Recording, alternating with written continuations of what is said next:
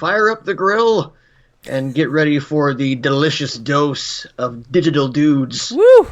and their entertainment. Welcome everybody to the Game Tasty Show from nerdbacon.com. Only 45 minutes late. We'll get into real quickly why that happened later on. Thanks, Skype. That's all you need to know. Thanks, Skype. Done. Yeah. I am Jeff Roth with nerdbacon.com. I'm Dave the Watchman with nerdbacon.com. And like I said, this is the Game Tasty Show from nerdbacon.com, the tastiest place to get your gaming fix on the internet. And we're live on Twitch, we're live on YouTube, we're live on Mixer, we're live on Smashcast, and for the video form. That's and in right. audio, Spotify, Anchor, Podbean, Stitcher, anywhere you get your audio fix that's not iTunes just yet. That is correct. We're excited that you're with us. We've got a lot to talk about. Jeff, what's going on? It's finally starting to warm up. We're in daylight savings time. It's like summer has finally sent us a letter saying I'm a-coming soon. I'm still getting used to, leaving to go to work while the sun's not quite out just yet, and coming home, it's like, oh, it's 7:30, 8 o'clock, and there's still sunlight out. I'm not sure how I feel about this. And like going into work, it's like 25 degrees. Getting out, and it's like almost 50. It's just like, okay. Yeah, no, it's not bad. I like the longer light. I'm more. Oh yeah, yeah. I'm not against this. My body's getting used to it again because it's been so long since I've seen the sun. It's funny. It does take a little bit of time to like adjust to that hour of lost time that you have. But it gets me hyped for patio beers. Oh my gosh, patio beers. That just sounds like sweet forbidden fruit at this point. Hey, did you hear it's thundering outside? There's like, I know, it's like 45 and there's a little thunderstorm happening. That's so exciting here in Iowa. It's kind of nice. Hopefully that will take some of the snow and ice away too. Oh yeah. I'm surprised it hasn't been foggy. I feel like we're two old men talking about the weather. Well, I mean, kids, once you get into your 30s, that's pretty much what you talk about is weather. Yeah. From then until you die. And then once you're in your 40s, you start talking about like arthritis. Life insurance. Right. Werther's Originals.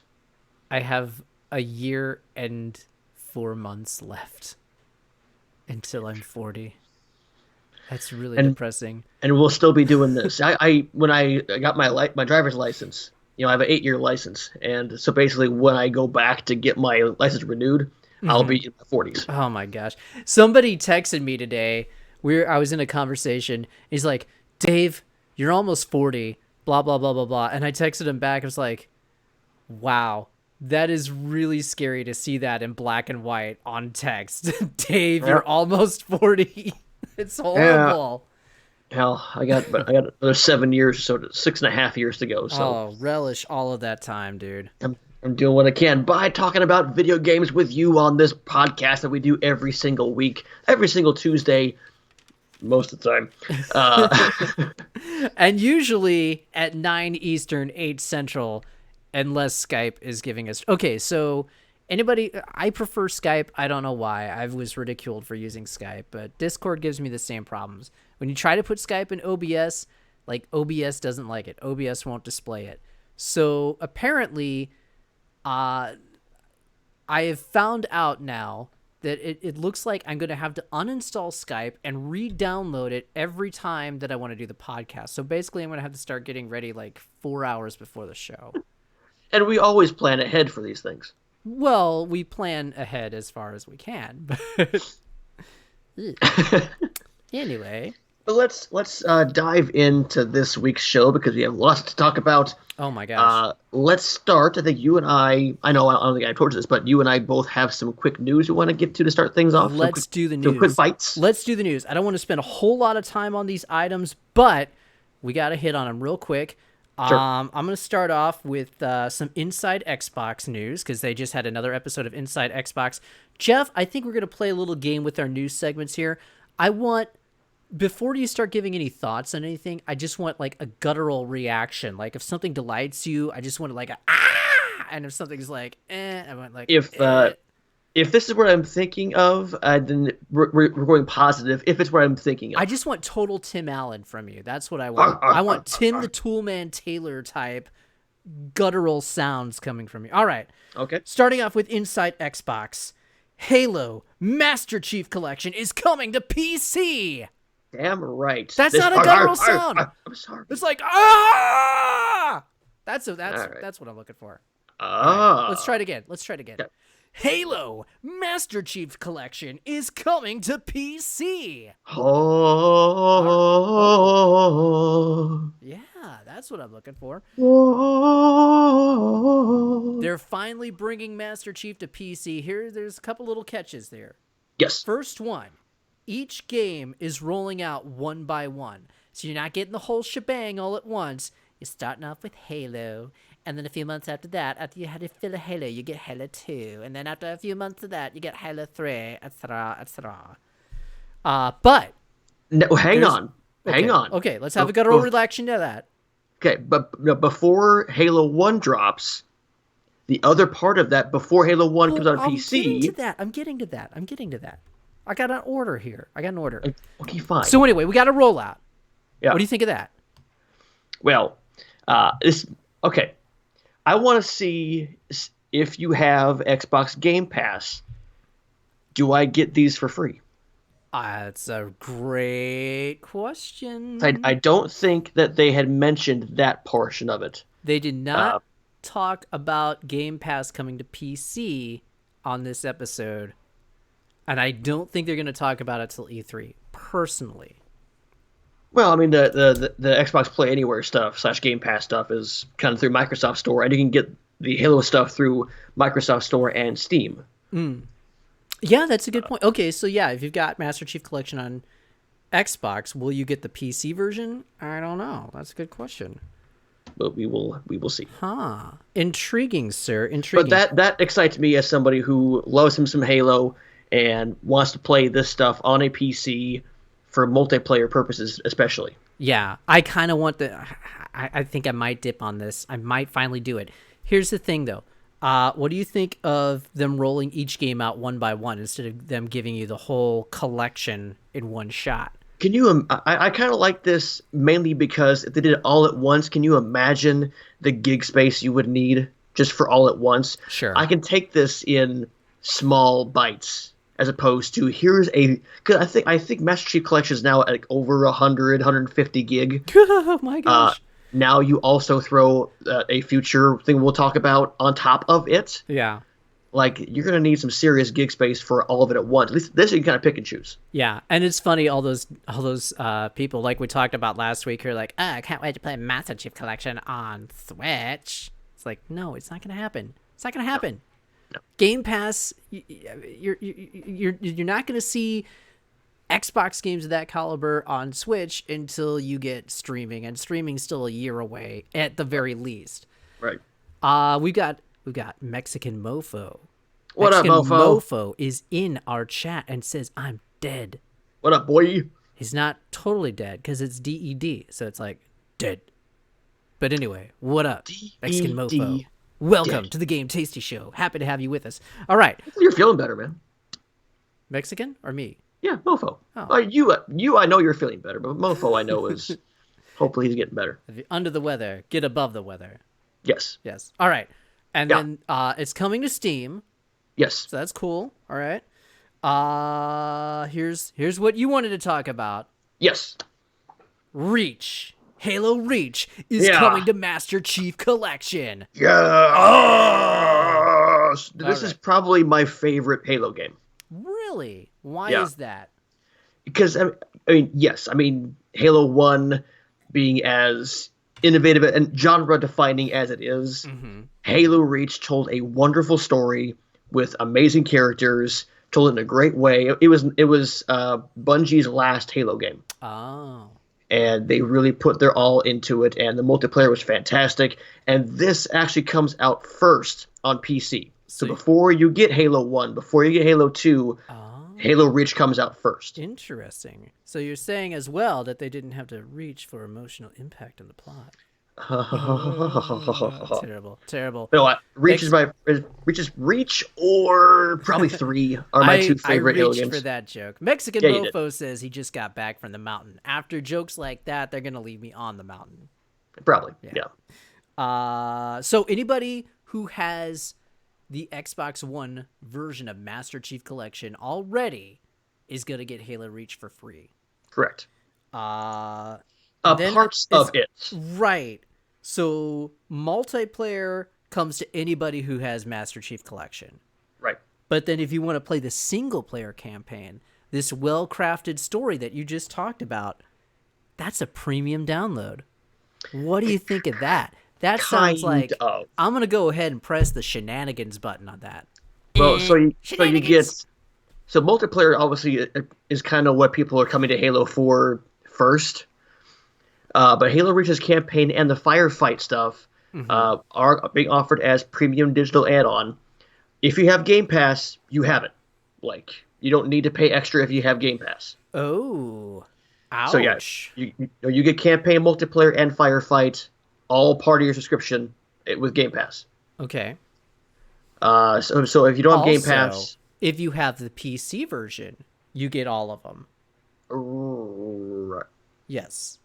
So it's just Xbox that they're breaking this up. And it's Xbox. If you don't have Game Pass, then you got to pay extra for that. But at this point, is shenanigans. See, I don't think so, because look at how much work they've put into the Master Chief Collection. How this thing could have just quickly died, and how it probably should have died with how horrible those multiplayer servers were for months and months and months when the game launched. The fact that not only is it basically fixed, like the community is coming back to it, it's being praised. Kind of like a No Man's Sky kind of deal, where this game should have been left for.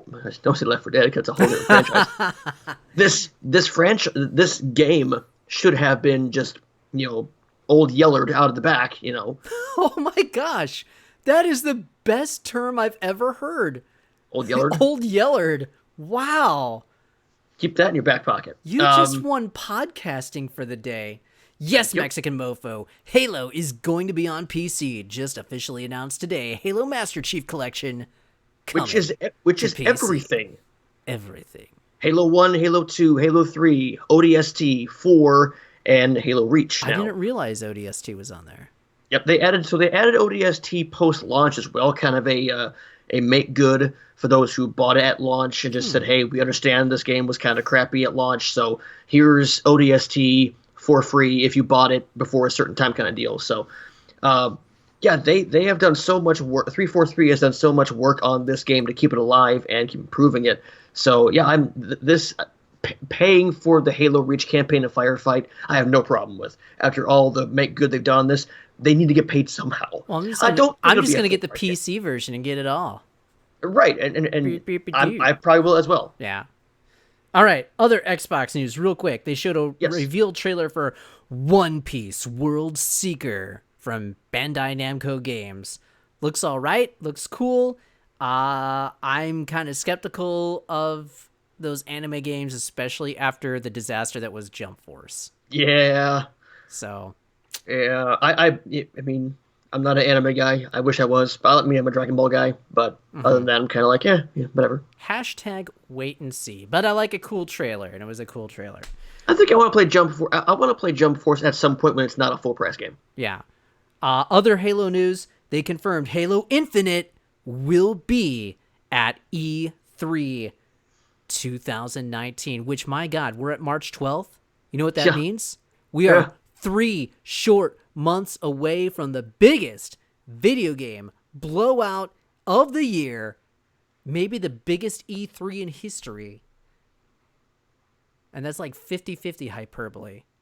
But seriously, we're going to see Halo Infinite at E3, so much more Halo. I need to get more into anime, mofo. I want to watch some My Hero Academia and some Tokyo Ghoul and stuff like that. I need a Crunchyroll account, basically. Yeah, basically. But yeah, this E3 is going to be pretty monumental for how it will shift the landscape. Though also this means we're a month and a half from Mortal Kombat 11. So. Oh my gosh, that's right. I got to get my Mortal Kombat pants on. Yeah. All right. Last bit of news. They talked some Project xCloud. Okay. Now, they didn't give a whole lot in the way of solid details or anything like that. No real newsworthy things as far as like dates or anything like that. They reiterated that they're going to do a public test. They reiterated that they want this on all platforms. They were like, we want to be able to deliver they kept stressing the original experience as the creators intended on any device, whether it's mobile or PC or wherever you are. We want to deliver the full experience to you. It was interesting. One thing they said, we don't mean this to be a replacement for consoles, Sure. but we mean it to be kind of a complementary thing. But here was the big thing, at least to me.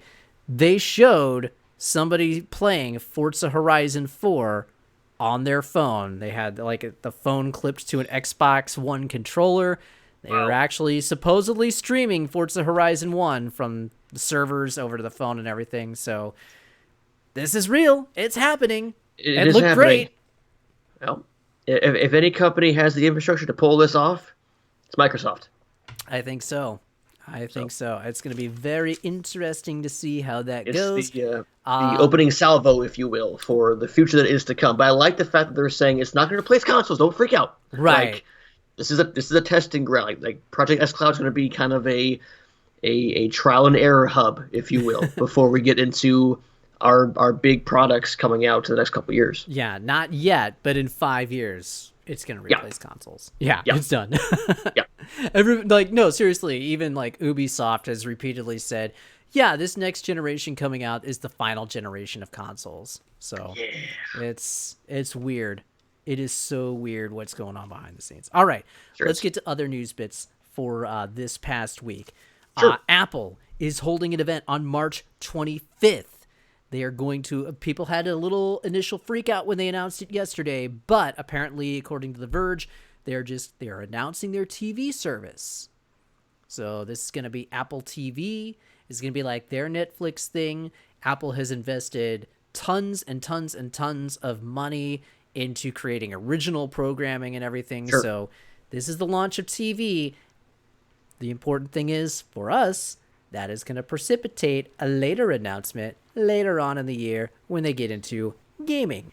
Right, and I think we're not going to see any gaming stuff here because it'd be kind of weird for them to, as the new company, to come out and play their hand first. Mm-hmm. Especially knowing that we're 3 months away from E3, when we're going to get Microsoft's announcements, we get Nintendo stuff, we're going to get Google stuff here before too long. Segue for later. But yeah, Apple should just bide their time. They're in no hurry to get this stuff out there. Just kind of lay the groundwork and say, here we come. Yeah, it'll be interesting when Apple does put something out there because they're going to be trying to change the market. Oh, yeah. I mean, always do. Even when it comes to their phones, their tablets, their watches, whatever, they don't want to just be another one. They want to be the one. So they're going to be finding ways to set themselves apart from the competition. So that's March 25th. Also announced today, March 28th, Gearbox has a little announcement. Yeah, it's got teased, and people are rightfully getting excited, much like myself. Now, is this for Borderlands 3, or is this announcing that Randy Pitchford's going to jail for child porn? Well, isn't it gross how that story just kind of got buried by the gaming press? They're like, sweep it under the rug. Well, that's a whole other podcast. Yeah, it is. But to the facts that were laid in front of us, this is Borderlands 3. Basically, it was an image out there. The image on their official Twitter page had the billboard, and it said March 28th in Boston, Massachusetts, which is PAX East. They're going to be showing off their.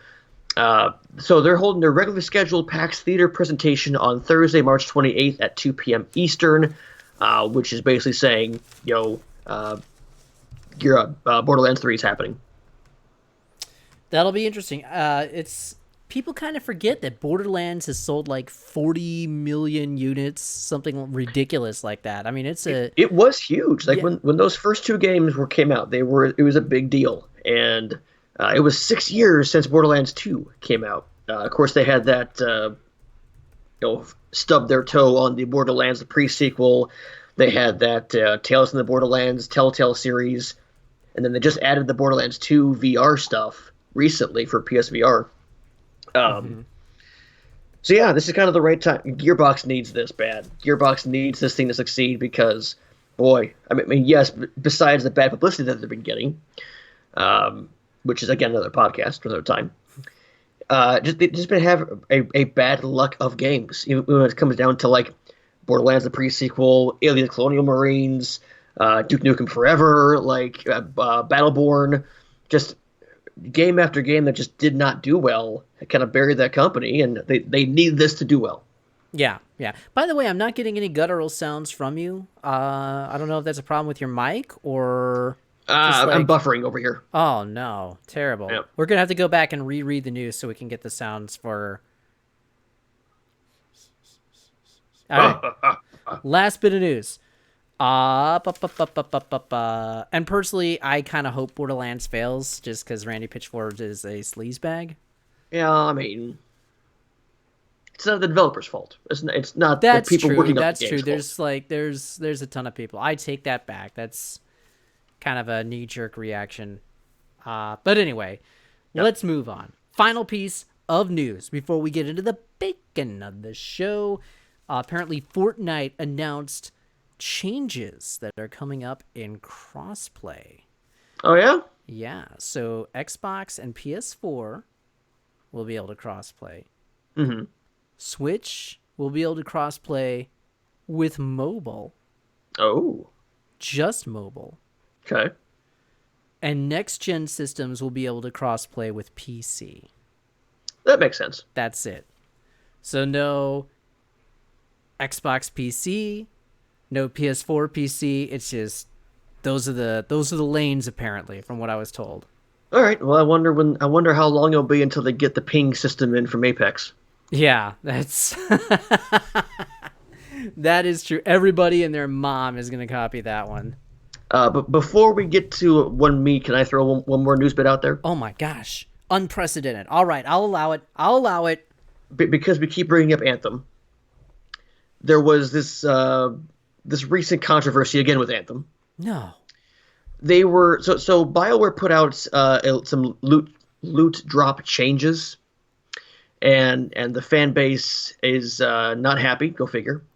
But they're planning a week-long blackout of the game. Oh, the fans are planning a week-long blackout of the game? Right. So I thought that was for Anthem. Yes. What did I say? Apex Legends. I said Anthem. Oh. Well, I don't know. All okay, right. you're not even paying attention to me. It's fine. No, All right. So this is for Anthem. I'll make a guttural sound. So a patch issued a couple days ago tweaked which types of loot the higher level players will encounter, removing the two lowest ranked types from drops from players above 30. But they did not increase the drop rates for much better loot in the process, meaning that the players are still struggling to get the top tier drops they so desperately crave. So, as Polygon quotes here, a nerf does not beget a buff, essentially. And the player base is just not happy. Again, it's just the loot grind is horrible. Yeah, that's what I hear. So, but another game we'll talk about later on in the show is kind of the game that I wished Anthem was. And we'll get into that later. Okay, we'll get into that later. But the only thing I feel bad for anybody who bought Anthem. It's the thing with Anthem though. If this were Fallout 76, people would have just left and not caused a stink about it.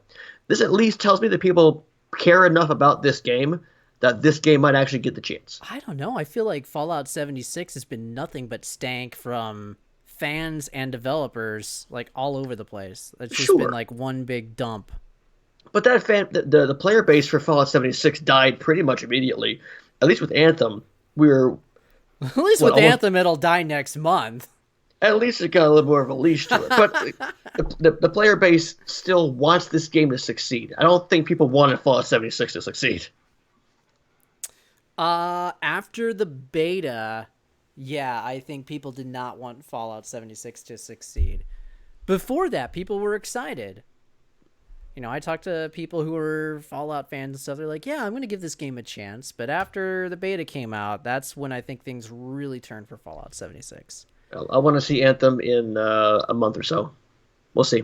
If it's still around. That's what I say. We'll see. Yeah, we'll see. Didn't cost me anything extra. Just part of my subscription.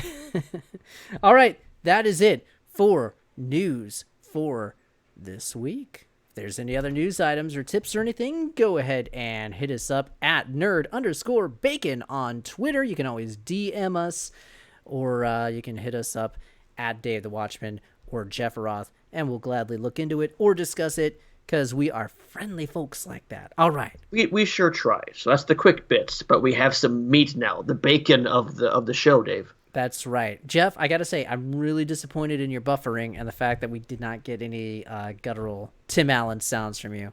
You can't start with a showstopper, right? I guess not. All right. So, over the weekend, we had a leak of a patent that Google filed for a controller. Yes. This was accompanied by some very poorly done renders based off of an image of the controller that was illustrated within the patent. The controller looks like kind of a cross between like a DualShock and an Xbox One. It's really not revolutionary looking. It looks kind of... The renders, again, weren't very good. It was obviously an amateur render. Sure. But the way that it looked, it was kind of a flat bottom. It just doesn't look very comfortable or anything. And the controller design itself doesn't look very revolutionary. So the internet, in the grand tradition of the internet, began taking a squat all over this thing. The immediate... What? No! I know, right? Darn it. Internet, why can't you be kind for once? Yeah. The general consensus was that this looked like the controller for the ill-fated Android-based system Ouya. The Ouya. Did I say that right? Ouya? I found mine. Yeah, you did. I found mine recently. You have an Ouya? Yeah, I got a first run Ouya. Who did that to you? I was like, you know what? There's $100. I want to see what this thing is. Oh my god, you Ouya yourself. Oh yeah. That sounds like a bad drug. I'm not proud of it, but I can just say I have one. I had to go to rehab. I was on the Ouya. Anyway, yeah. So the internet's reaction on much vaunted places like Reset Era, the most sophisticated forum on the entire internet, filled with brainiacs running a think tank all over the place. Basically, they crapped all over this thing, saying it looked like an Ouya controller. They, and they dismissed the idea of a Google console. Jason Schreier, the video game's greatest reporter, weighed in on it, just reminding people that the renders were fake and saying that the patent was filed in 2014. I can't believe this news gets spread everywhere. Of course, he glossed over the fact that, yes, the patent was from 2014. But, Jason, if you read a little bit, you'd see that it was refiled in January of 2019. That makes it an active, relevant patent. Because if it wasn't, then they wouldn't have refiled it. So. Okay. Sorry. No, I like that. It's good. Yeah. Well, he's just bitter because he was the second reporter out there to report that Google was developing a game console. He's bitter. Wait, who was the first? I don't want to point at him, but... Oh. You're pointing at him. I think it was you. Hi, everybody. Anyway, let's be serial here. Okay, yeah, right. All right. So, the internet right now has spent more time squatting all over this controller than they have talking about what the merits of Google's console is. Because this controller patent pretty much confirms that Google is in this for something far more than just streaming. They're actually developing a piece of kit, something to put under the TV, something to put in our hearts. What's it going to be called? We don't know. We'll find out on March 19th. But the fact of the matter is, they have a machine. This is coming. Here's a little secret for you, everybody. It's not that Google's going to be at E3 2019. Yeah, they are. But it's also that Google was at E3 2018. They've been working like little monkeys behind the scenes developing this thing, and they got exclusive deals all over the place. So let's talk about Google. Let's talk about Google.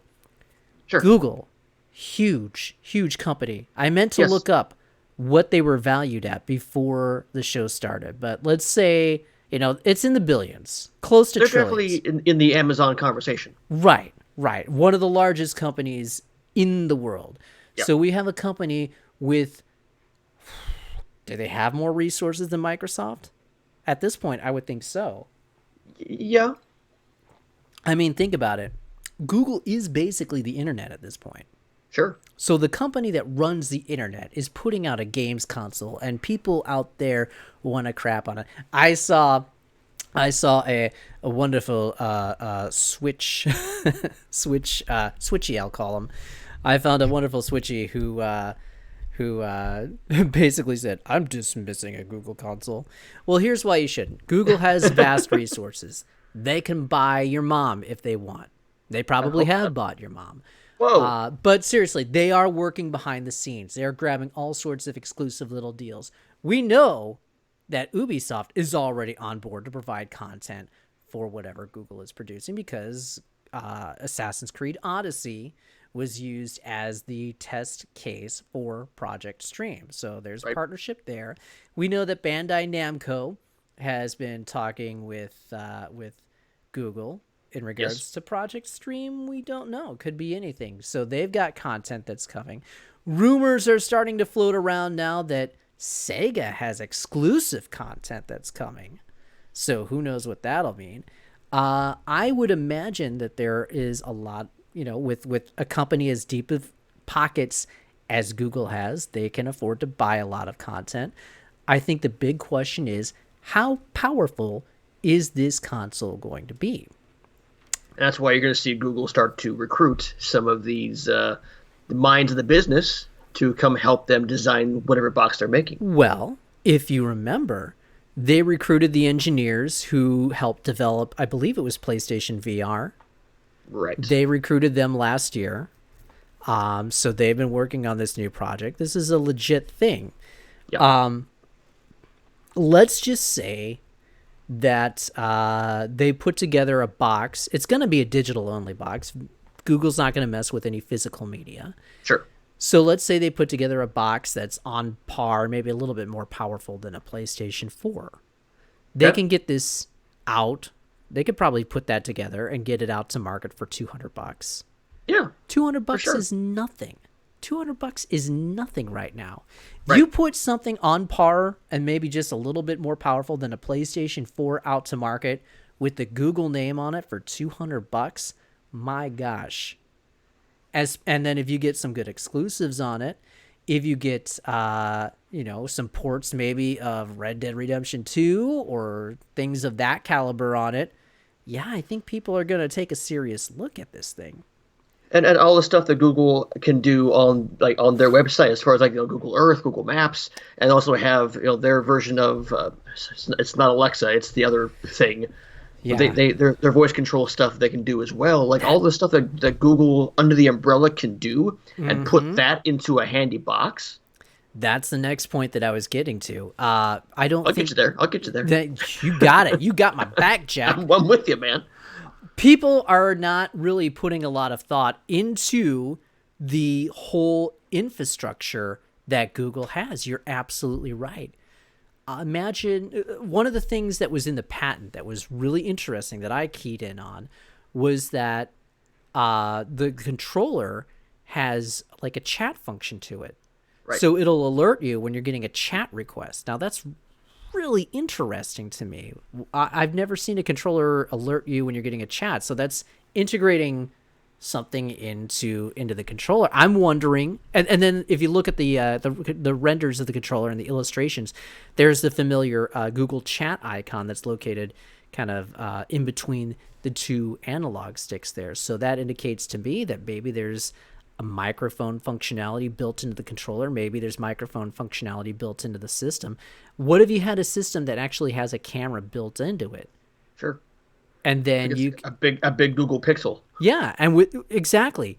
So you could have a situation where you don't need any extra equipment to stream directly to something like YouTube gaming. It's just you press a button, boom, it's integrated in. Yep. They could integrate Google Hangouts into their system and into their games. So you don't need Discord or anything like that.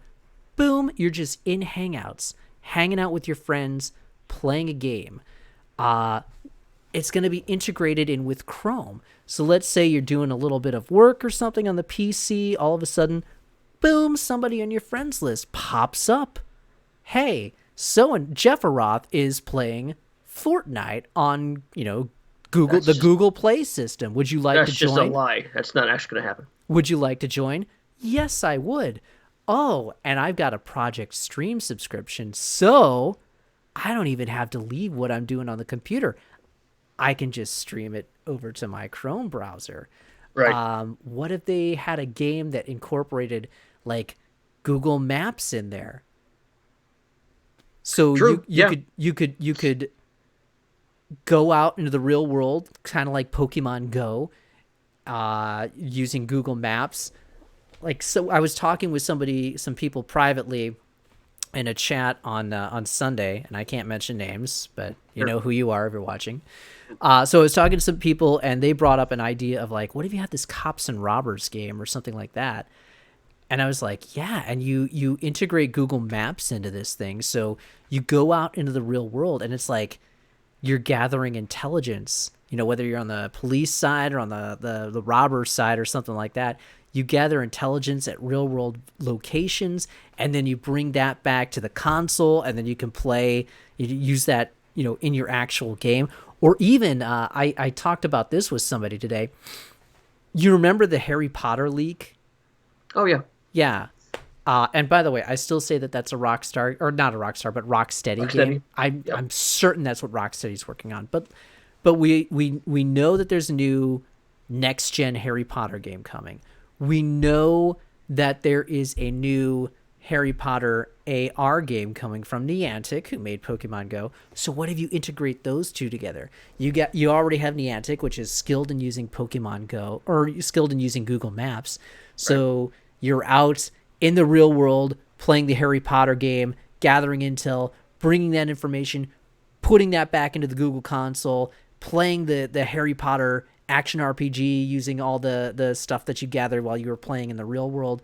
Like, there's so many different ways that they can integrate Google's ecosystem into this machine. The other thing that I thought of was you're stuck in a game, you press the chat button, you're like, hey, Google, I need help in Red Dead Redemption 2. How do I get past blah, blah, blah? And then it brings up a walkthrough through Chrome, picture in picture, right there on the screen, and you're still playing the game, and then you got the walkthrough like right down here in the corner. So, boom, you're right there. You don't have to leave the game to go look something up. I mean, and even that, Xbox can do that. So that technology is not out of the realm of possibilities, but especially when you have Google's resources. So yeah, that makes total sense. It seems like Google, this box could outrun the Xbox One. Right. And the thing about Microsoft and Xbox One, all the rest of the companies kind of had to piecemeal different pieces of their ecosystem together. But Google doesn't have to do that. Right. Some company would have to go buy Discord, right? Like Microsoft has to go buy Discord if they wanted, picture-in-picture chatting or something like that. But you don't have to do that with Google. You've got Hangouts that can be integrated into the system. Sure. It's the vast power of Google's ecosystem that is going to set them apart. And the ability to deliver an all-digital console. The biggest question to me is who's supporting this, what are they bringing out, and how powerful is this going to be? I think there's a huge chance that this is a big success. Yeah, and again, looking at the pictures, yes, hopefully that's not the controller because it does look very uncomfortable, but I think that's not too far off what it actually will be. And I like the fact that, that controller is not... It's not too much. It's not overcomplicated. It's not overthinking itself. It uses things that gamers can identify with. Okay, analog sticks and buttons, and the shoulder buttons and the Google chat buttons, whatever. If that ends up being sort of what we're going to see, I think Sony might be overthinking their PS5, but Google now getting in, not being too crazy, not being too Ouya like. I think this needs to be taken seriously because Google has the money and the resources to make this thing possible. Absolutely. Plus, another thing I didn't think of, Google's marketing is far superior to anything the big three are putting out. Sure. You look at Pixel commercials versus anything Nintendo does, anything Sony does. Oh my God, Sony's commercials are terrible. Seriously. Yeah, they are. Sony's commercials are probably the worst in the business. And anything that Microsoft does, which is pretty bad as well. I mean, Google's advertising just blows everybody out of the water. Plus, for anybody using Chrome, you got instant ads right there. Anybody who just signs on to Google, instant ads right there. Ugh. Not to mention anybody Google getting onto YouTube. Chrome extensions and finding a way to use those and tailor some of those towards the console market.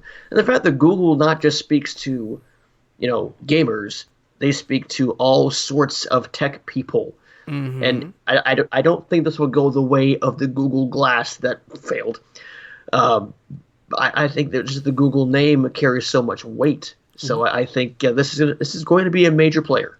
Absolutely. And you're right. The Google name does carry just this tremendous amount of weight behind it, just like Apple's name does. Yep. So you have to immediately take any product that they're introducing seriously. So this is a huge disruption, I think, to the industry. Unless they come out with something like woefully underpowered, like something on par with the Switch, then you really need to take this seriously. Yep. So we'll find out here in just a few, maybe a week or so. Yeah, when March they make 19th, next week.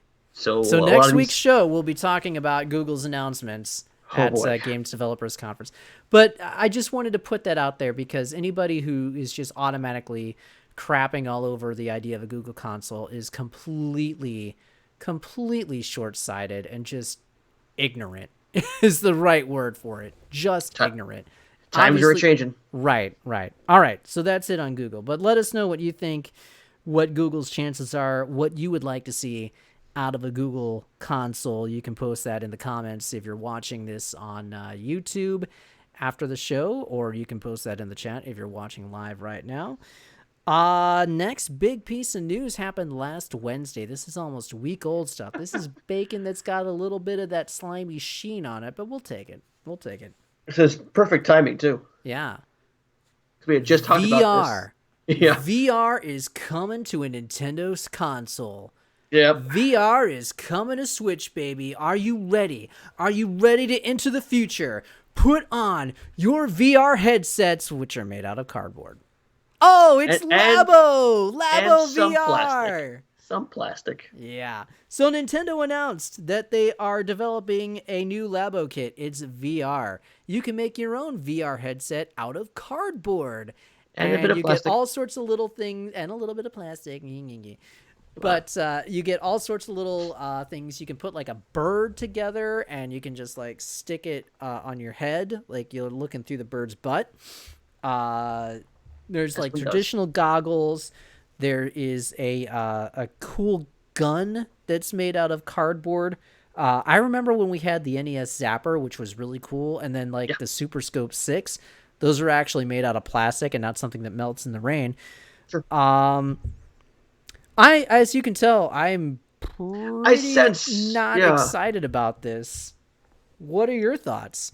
Well, I look at this going, this is not for me, but I see this as the next evolution of Labo.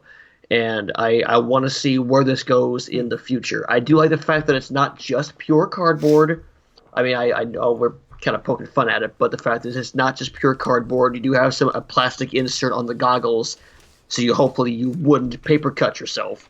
I do not see a back strap on it, though. But yeah, I'm sure you have to constantly hold it. There's no strap. You have to constantly hold it. Which is very Virtual Boy of them. So obviously these games will not be, any game made for will not be, to action intense. It's meant for this is not made for you and I, Dave. This is meant for the younger generation, though I do see where they could have some short-sighted design choices here. But I'm interested to see how this thing pans out because the people that I know that bought this for them and their child had a great time with it. As long as you and your children are doing this, they had nothing but good things to say about Labo. So I think this will bring them together again. But now hopefully the software for the VR will be able to keep them playing. Yeah, that's one thing that was very interesting. The Labo is due out. The Labo VR is due out in April, and they did not show off any demos of games running in VR. Well, that does not give me any hope. No, that should be a huge warning sign. Like, wait a second here. You're showing me the physical cardboard and the fact that I can hold this up to my face, but hell, I got, you empty a roll of toilet paper, I can hold a cardboard tube up to my face and pretend it's a telescope. You know? I can do that for $3. I can think that maybe your phone goes in there, and maybe it does like a Google Cardboard style deal or like a Next VR style deal. God bless it, style deal. But maybe the Switch itself would go there as well.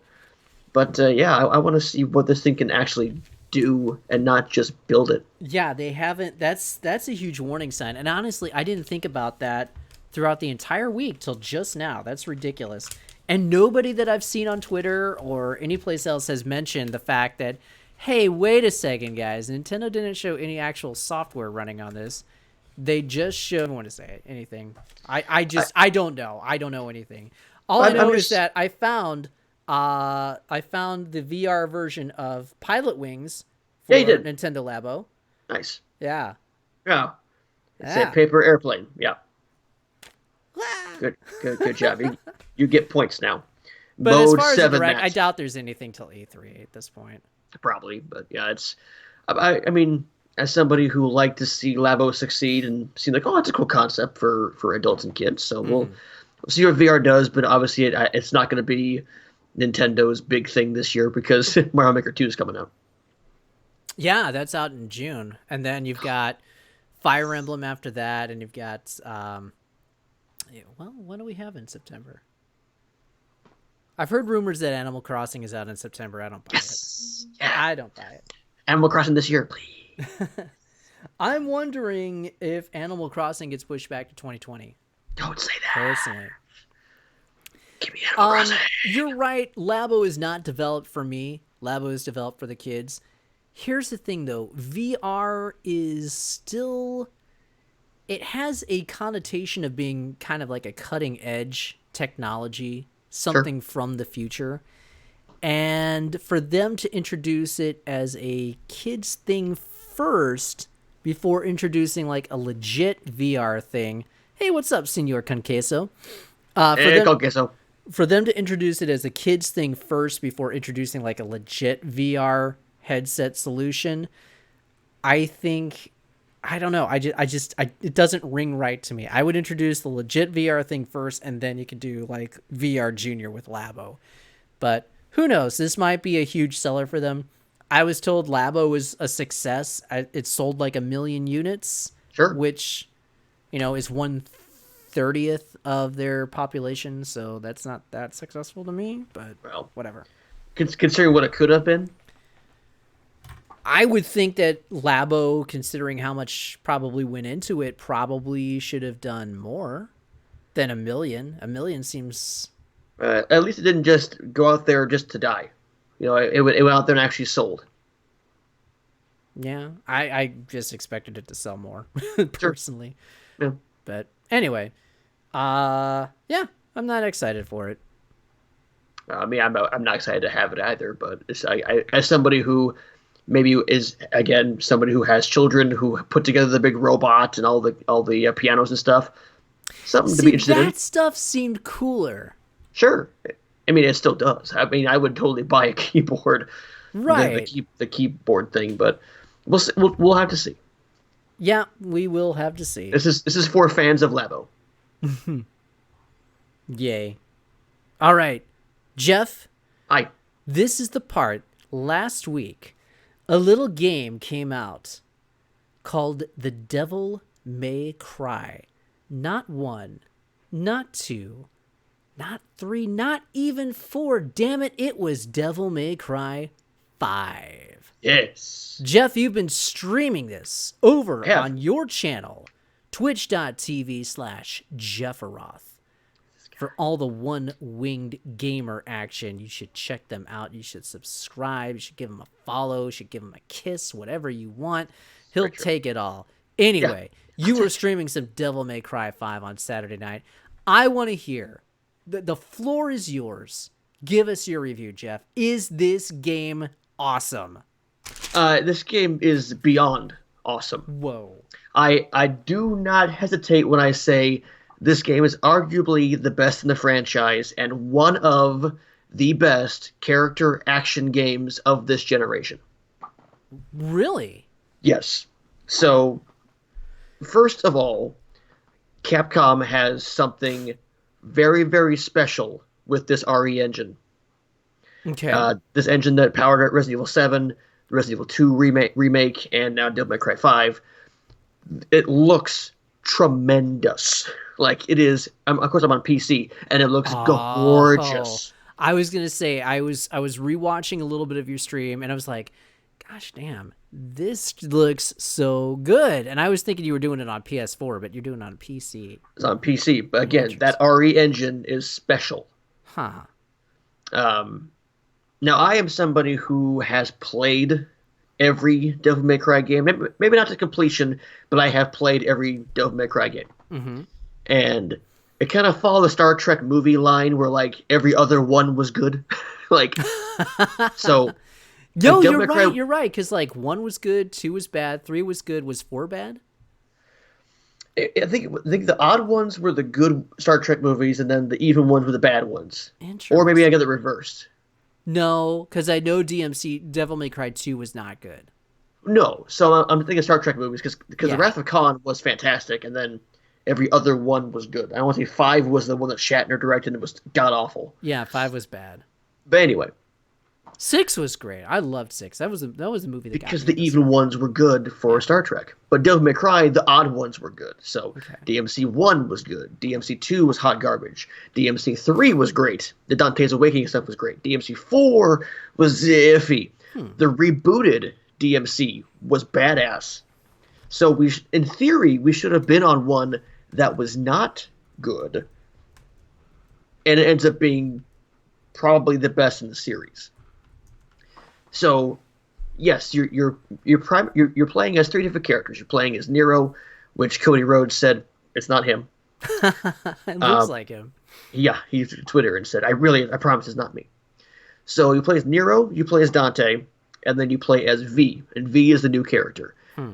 V is way different than any character in the series, because basically what you do is as V, the person, you tend to avoid combat, because you send your Shadow Panther and your Shadow Hawk in to do your battles for you. Oh my god, does he yell Shadow Hawk?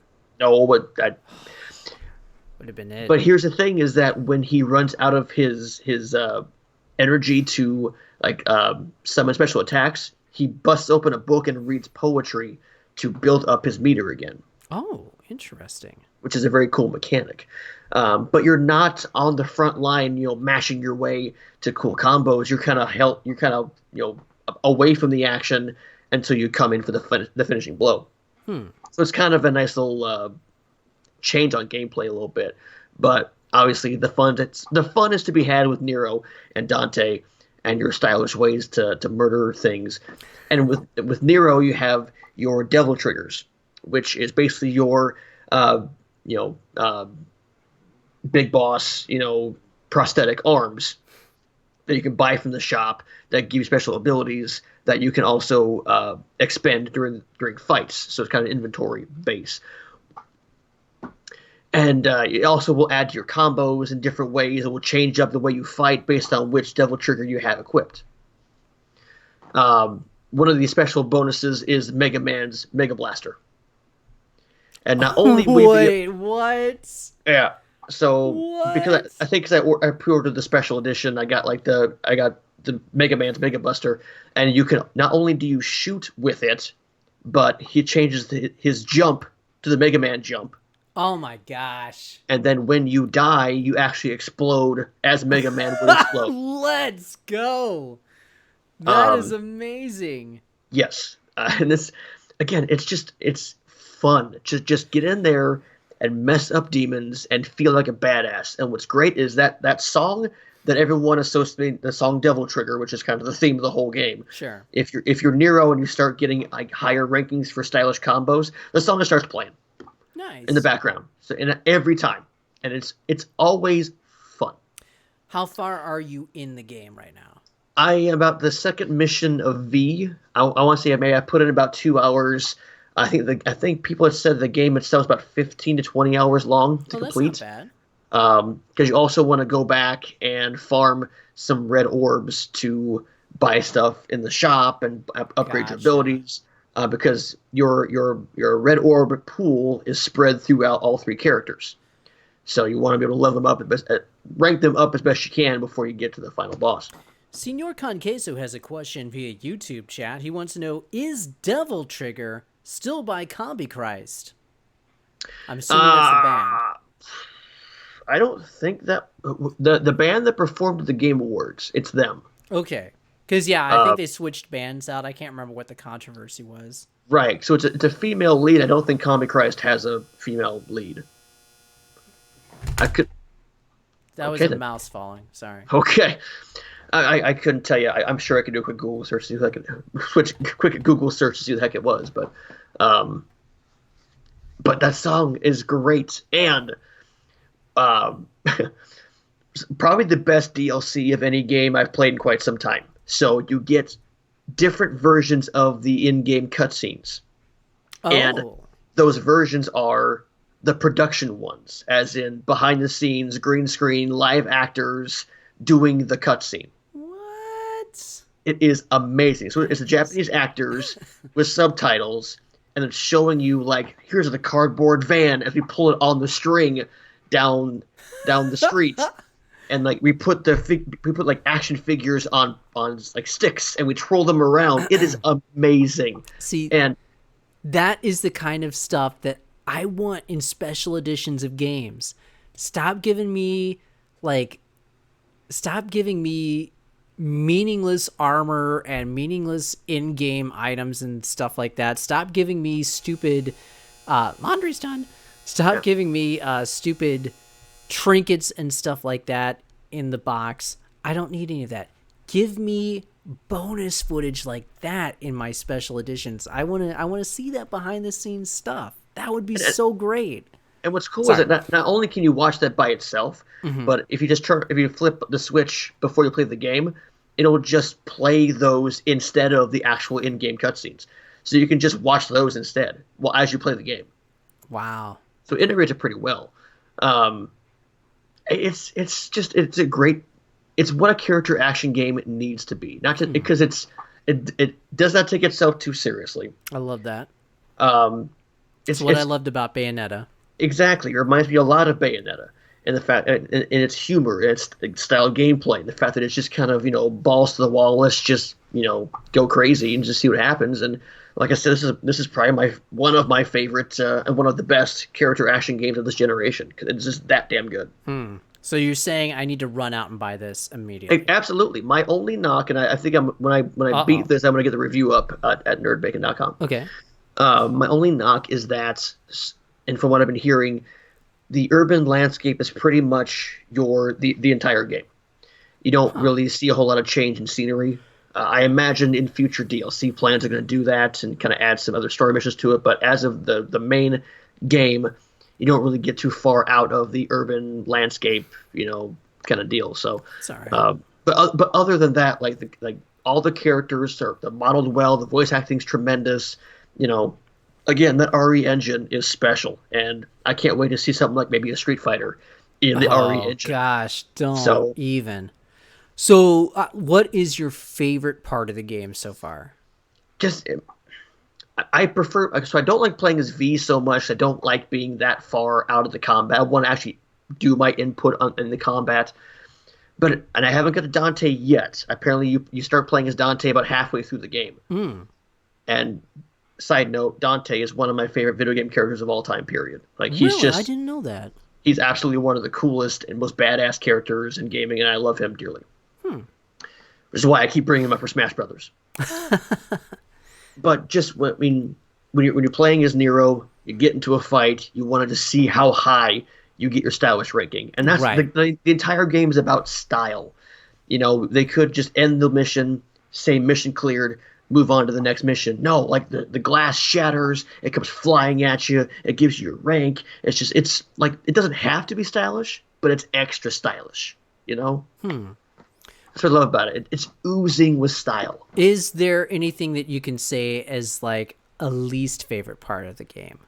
And if there's nothing, that's totally understand. There's like a honeymoon period with games. I get it.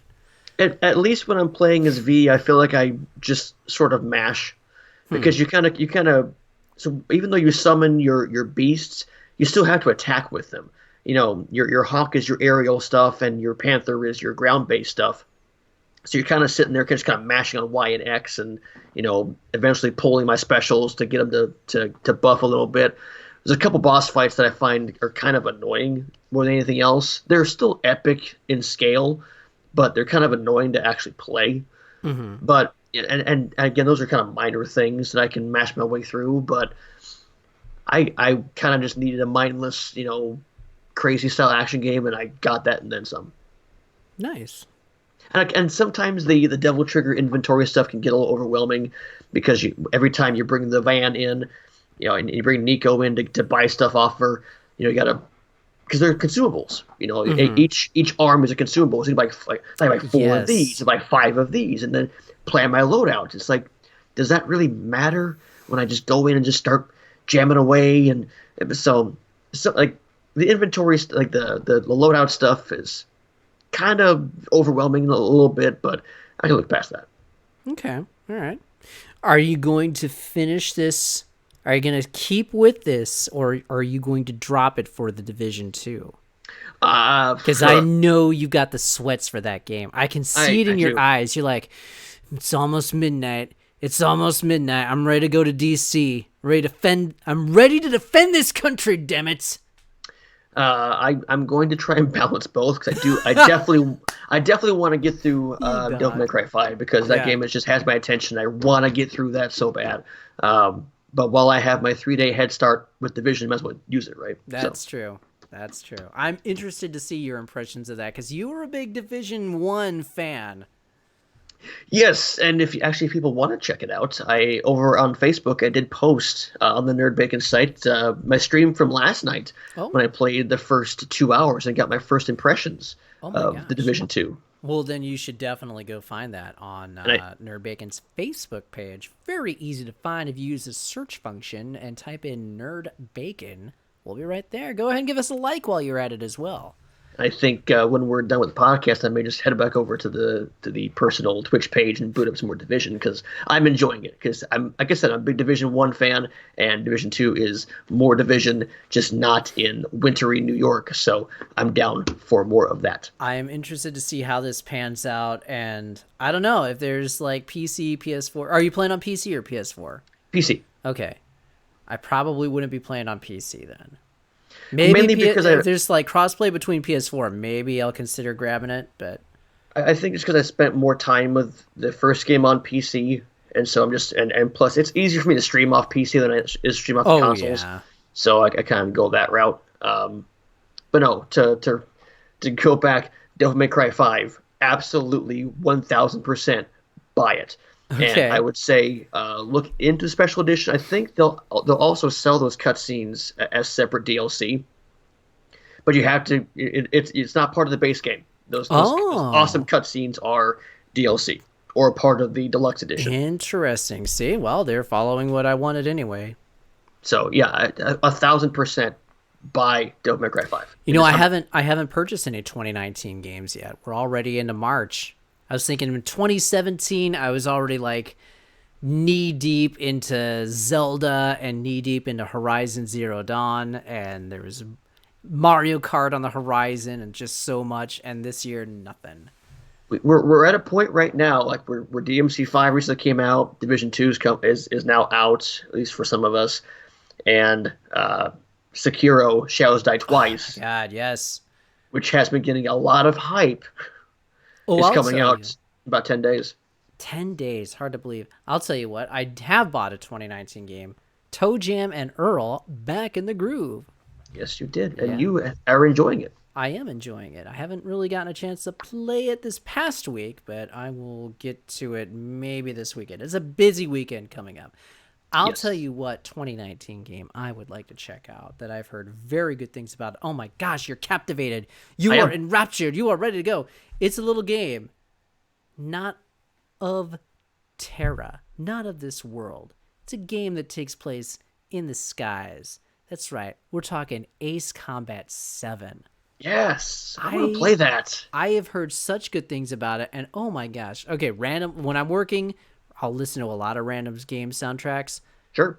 My gosh, Ace Combat 7 soundtrack is friggin' butter, dude. It Yeah. is so good. So I kind of want to play the game. I want to go buy the game actually, just because the soundtrack is so freaking good. Yeah. I've heard it's tough though. Yeah, those. If I remember from my brief time with the previous games, they can be quite difficult because it's kind of kind of flight simmy, but kind of not flight simmy at the same time. It's Yeah. always reminded me of like Metal Gear of the air. Oh, wow, that's a hell of an analogy. Oh, speaking of Metal Gear, Yes. so we did an episode back in January, back when Justin was still hanging out with us. I know.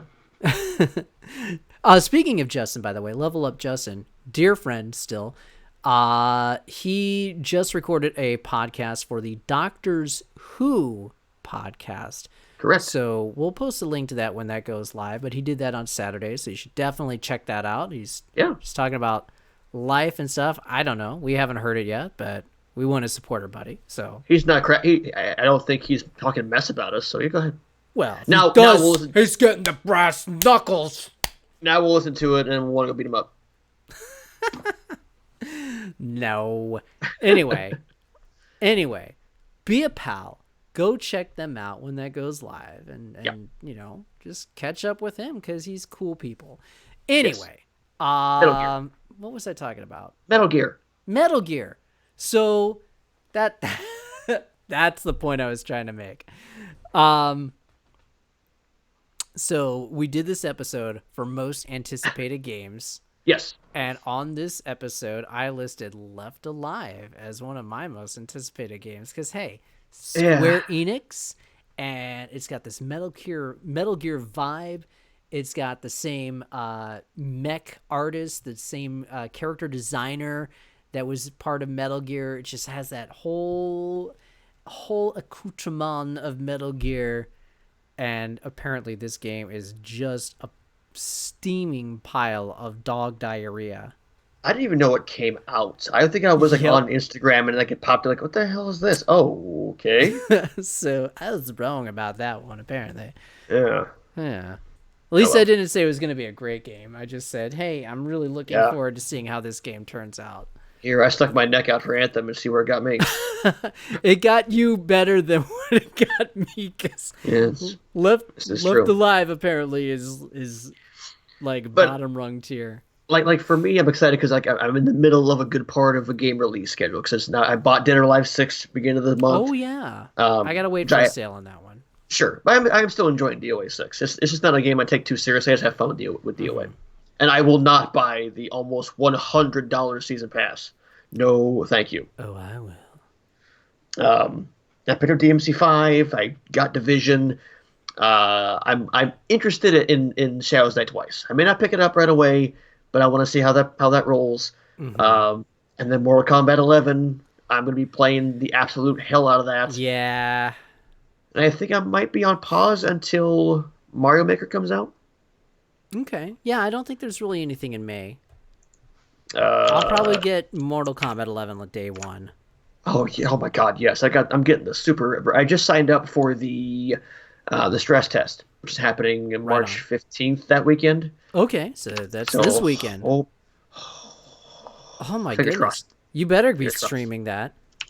If you can. I think you I know. can. I know sometimes for stress tests and betas, they don't want you to. They have the NDAs. I'm pretty sure you can stream it. I thought I saw something earlier where you can Well, stream it. I will definitely keep an eye on that. But let's see. Stream it. We want to So see it. April, try to see if anything big is coming out around. I mean, Days Gone is it still a thing? Days Gone went gold, actually. It's done. Did it really? Yeah. Okay. They are printing discs like nobody's business. Right now it's April 26th for that one. Nothing really in May. Rage 2, I guess, is in May. That's still a thing? It is still a thing. We need something to save Bethesda at this point. It's true. Do you think Bethesda's going to have an E3 conference this year? I think so. I don't know, man. I say it because a lot of it, they'll say Elder Scrolls Online. They got Doom Eternal. And they got other stuff they're working on, too. I think unless they're going to show us a bunch of Starfield or a bunch of... they're not going to show us Elder Scrolls 6 yet. No, too soon for that. Yeah. Unless they're going to show us some Starfield, I don't think they should have a conference. Well, I don't think they should have one. Will they have one? Probably. Yeah. I don't know.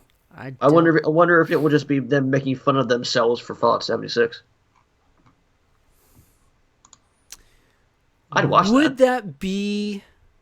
Would that face a lot of backlash, though? It was kind of funny last year when they did it, because they kind of did like little things like poked fun at them putting Elder Scrolls Skyrim on everything. They did that Alexa like super meta joke was like the best joke in the history of jokes. That was great. Because the joke was, hey, we're putting it on everything, even Alexa. Ha ha ha ha ha. But then they actually put it on Alexa. It's a real thing. Oh my God, it was amazing. Best thing ever. I think if they play it right and they just say, hey, we're sorry for this, we understand this, here's how we're going to fix it, because we still want this game to do well, we want to do right by our fans, so let's make fun of ourselves.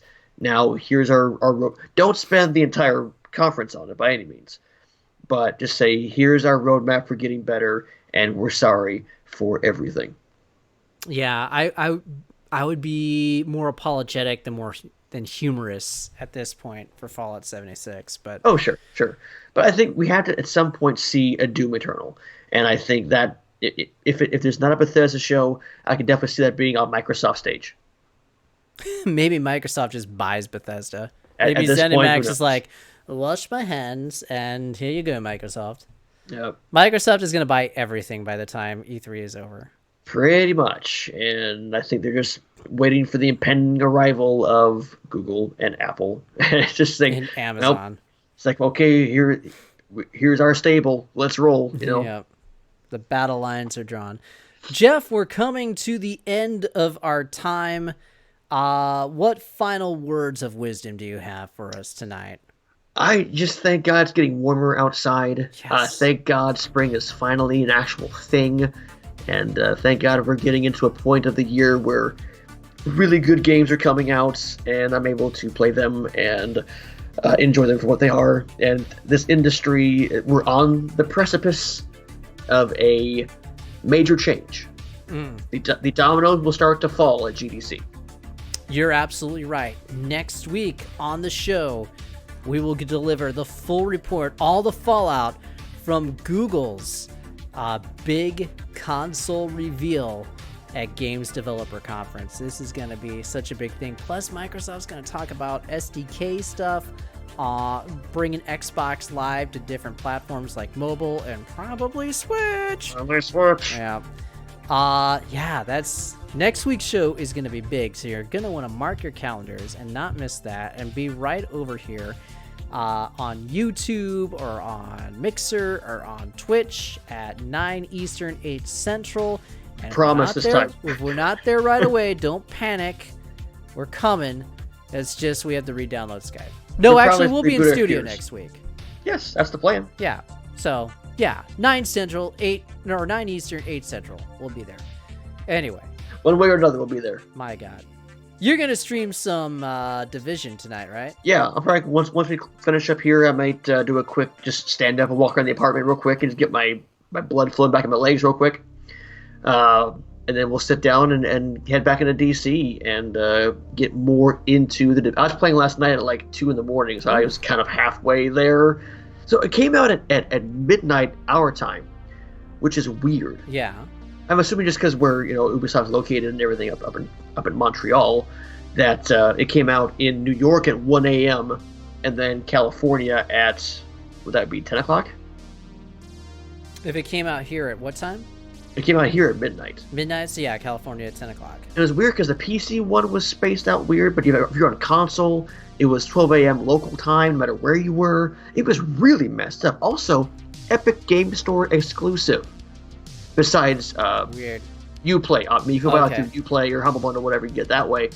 But if you want to get it on Steam, it's not there. It's on the Epic Game Store, at least for like the first year, I want to say. It would be nice if we just stuck to, hey, the game's coming out this date, and you'll be able to play it then. Instead at the same time, though, if you have the, the polished buttocks version, then you can play it 14 days. Oh, well, there you go. The waxed one. But I will say, I had 0 problems connecting to the main server, and 0 problems connecting to other players. Nice. It was seamless. Nice. So whatever Ubisoft's doing, worked. Magic. That's what they're doing. French, Canadian magic. And maybe that's part of spacing it out throughout the different countries. Who knows? Good point. Folks, if you want to check out Jeff Roth's adventures in Washington, D.C., you can head on over to his channel if you want to interact, twitch.tv/Jeff Roth, or you can just leave it right here because we automatically simulcast all of Jeff's doings. We're like the Eye of Sauron, just watching his apartment all the time. We know your dirty secrets. They're gross, but we love you anyway. True. For all of us here, where can they follow you, Jeff?